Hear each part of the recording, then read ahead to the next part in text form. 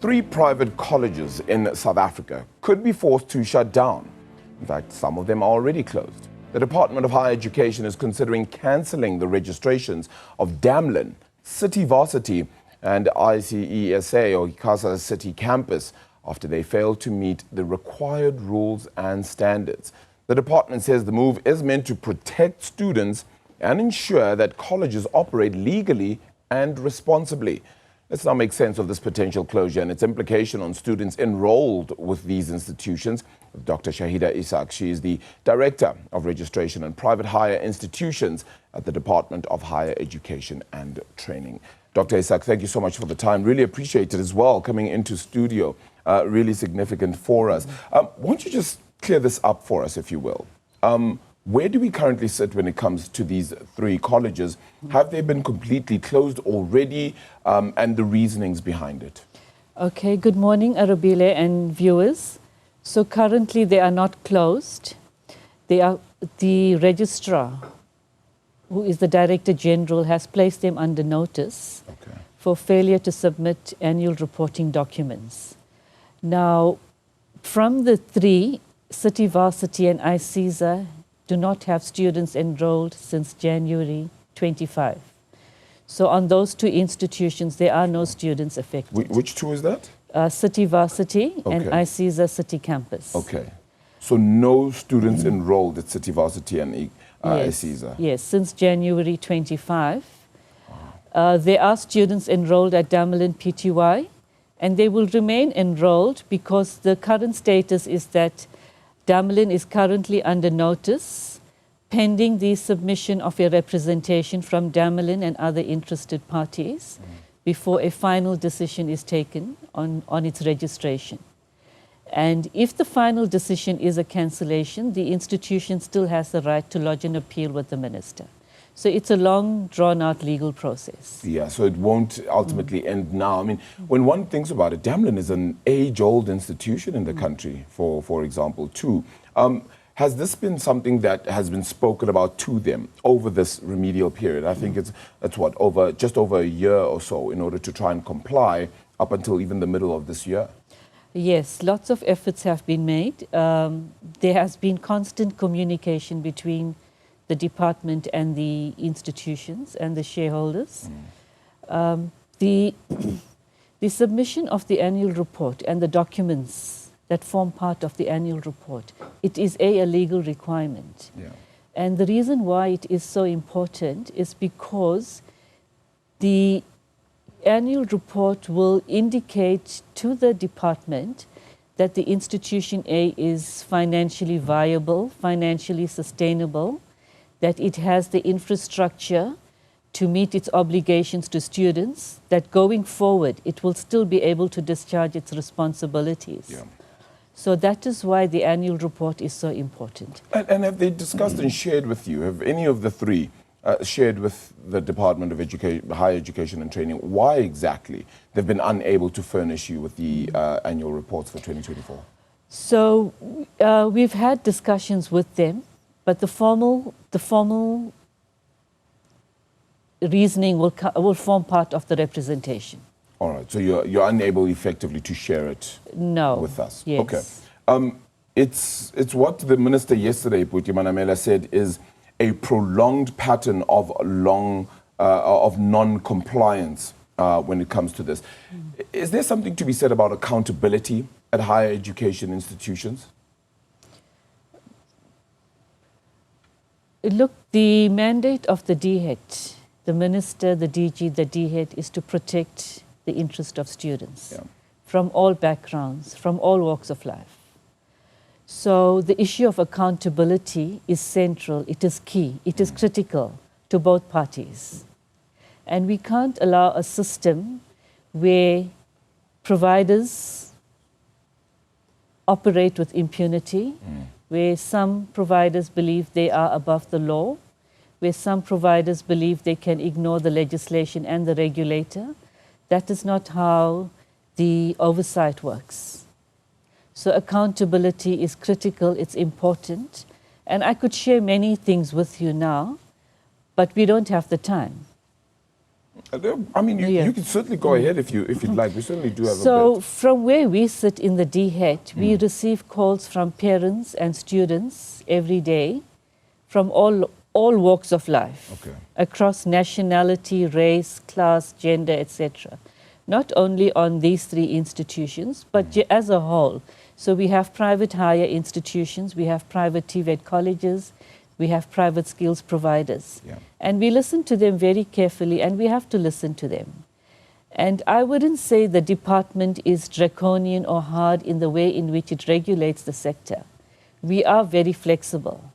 But there comes a point in time where we need to be now more strict in the way we provide oversight. Sure. Because you can't, if you go onto the internet, if you go onto the website, if you talk to parents, if you talk to students, there is a limit to the number of complaints we receive or we can process.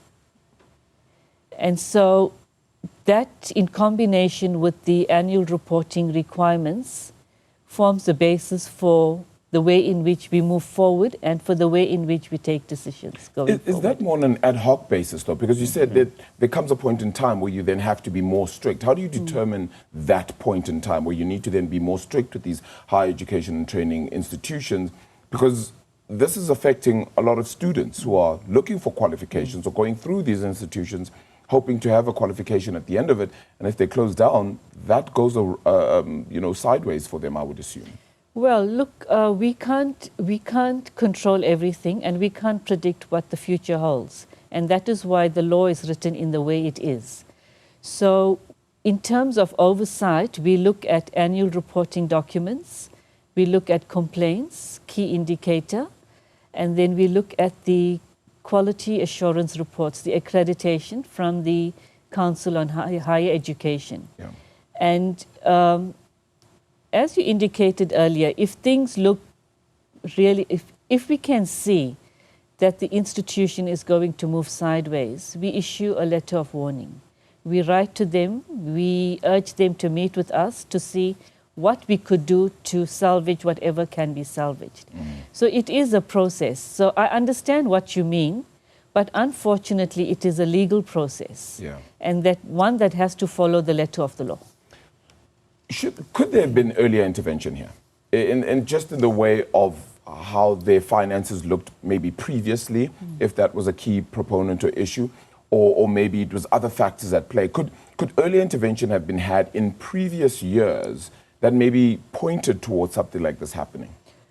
So we have had early interventions going back to 2012. Okay. And the intention was to give institutions the benefit of the doubt and to allow them to restore themselves, to rehabilitate.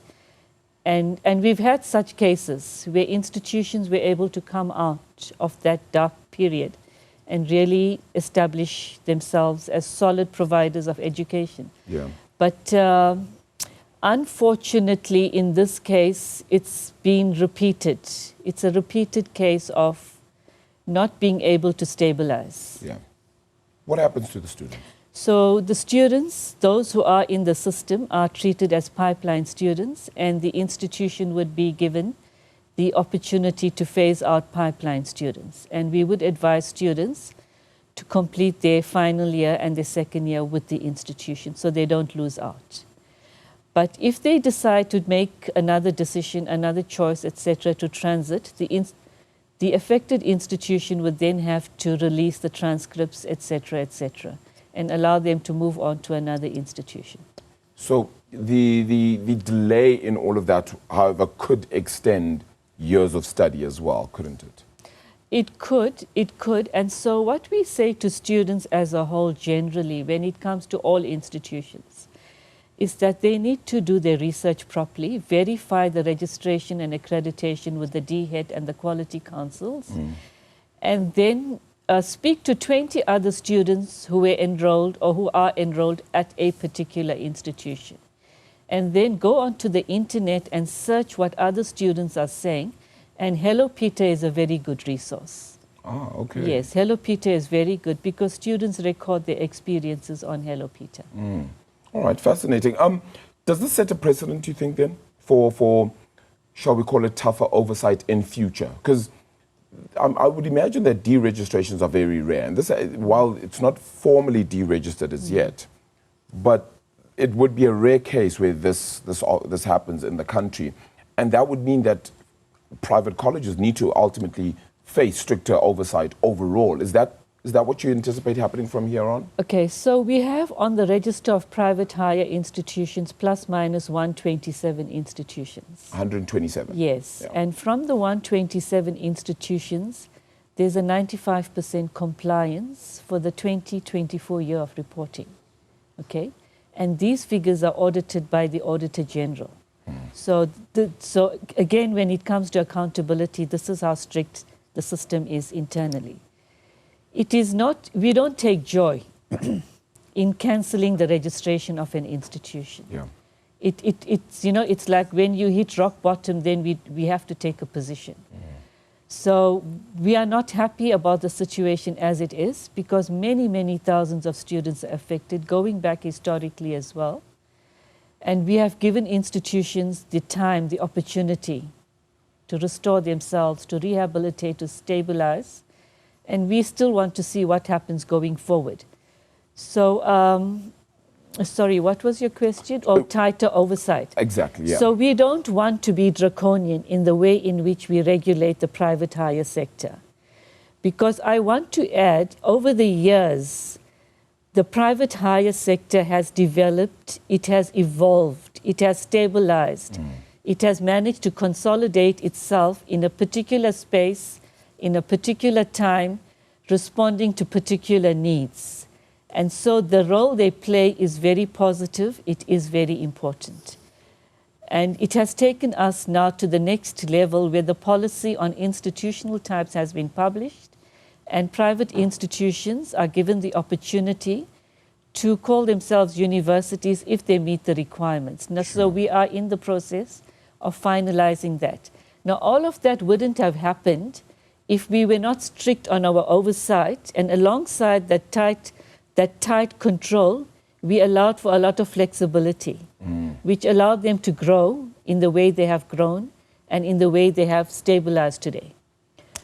Very interesting. Yes. So the monitoring Yes. would pretty much remain the same, even though there's firmer rules, etc. It's just the application thereof, which private colleges need to be more and more aware of. Yes. All right. How do you rebuild confidence in this sector? Because now people might look at this higher training and education sector and just think, well, if this is happening, it could get a massive shake-up. And people could be shaken up by it too, and worry that maybe our private education sector is at risk, if anything, of that sort. Yeah. Is that the case? No, that definitely is not the case. As I indicated earlier, we have plus minus 127 institutions. Yeah. Some are very big, very solid, very strong, and students will tell you how well they are doing there. So there's the very large, the medium, and the very small institutions. And regarding building confidence in the sector, I don't think you should allow a few institutions to dent the image of the sector as a whole. And students and parents are clever enough to know, to be able to sift through the good and the bad. Yeah. Okay. Just as a final question, so does that mean that if any student would like to transition to another institution, they would get any help from yourselves, or would they have to ultimately do all of that themselves? They would have to apply for a transfer to another institution, and from our side, we will try and assist with regard to the credit accumulation transfer policy and RPL. Okay. And we are appealing to other institutions to consider such students. Yeah, I think that's ultimately very important. So they'll have to apply for that transfer. They get that transfer, then you're going to help with hopefully that credit accumulation response as well. That's the note. Yes. Okay, I think very important to help out any student who gets affected by any of this. Final decision on when, if any, closure could happen. As you said, it's a lengthy process. Will that happen anytime next year, in the middle of next year, end of next year, etc.? Do you know when that happens? I mean, because you said it's a long process. It's a long process, so hopefully by June, we'll have something. And when I say June, I am including the the submission of the representation, Yeah, and if it goes to an appeal stage. sure. Okay. Okay. Dr. Shaheeda Essack, thank you. I think a lot of information disseminated in that one, and hopefully it helps any of those who are fearful, worried, concerned at this point in time with those 3 private institutions who do face the likelihood or possibility of closure for non-compliance and having not been able to share their 2024 annual reports. That's Dr. Shaheeda Essack, the Director of Registrations for private higher institutions at the Department of Higher Education